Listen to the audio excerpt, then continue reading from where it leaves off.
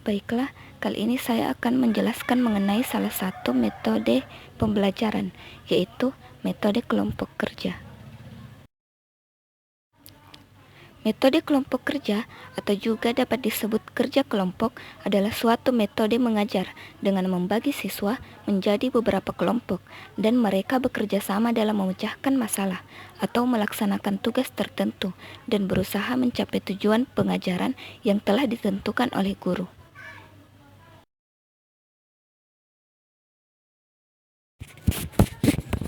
Adapun ciri-ciri dari pembelajaran kerja kelompok adalah: yang pertama, siswa bekerja dalam kelompok secara kooperatif untuk menuntaskan materi belajarnya. Kedua, kelompok dibentuk dari siswa yang memiliki kemampuan tinggi, sedang, dan rendah.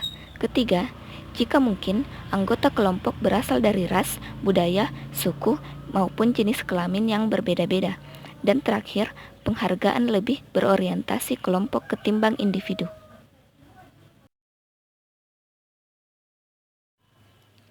Terdapat beberapa tujuan metode pembelajaran kerja kelompok menurut Mujiono, yaitu memupuk kemauan dan kemampuan kerjasama di antara para peserta didik. Kedua, meningkatkan perhatian terhadap proses dan hasil dari proses belajar mengajar secara berimbang.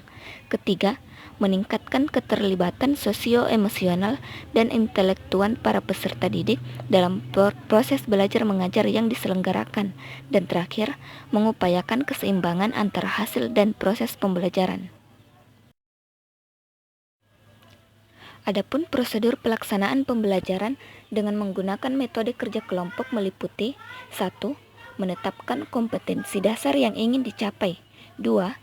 Penetapan topik bahasan yang kompleks dan cukup luas isinya sehingga dapat dibagi sesuai jumlah kelompok. Ketiga, pembentukan kelompok yang lebih bersifat homogen dalam hal kemampuan. Keempat, penjelasan topik yang menjadi tugas kelompok berikut cara penyelesaian dan sumber belajarnya. Kelima, proses kerja kelompok. Selama proses, guru melakukan pengamatan, memberikan bimbingan seperlunya, dan menilai kerjasama peserta didik dalam kelompok. Keenam, pelaporan hasil kerja kelompok secara lisan ataupun tertulis. Ketujuh, melakukan penilaian atas hasil dan proses kerja kelompok.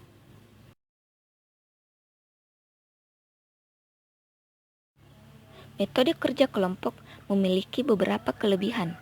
Di antaranya: 1. Membuat peserta didik aktif mencari bahan untuk menyelesaikan tugasnya. 2.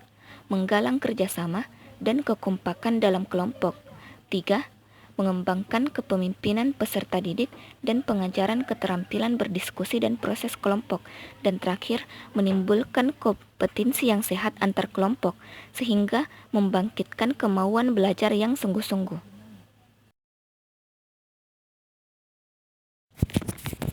Selain kelebihan, metode kerja kelompok juga memiliki beberapa keterbatasan.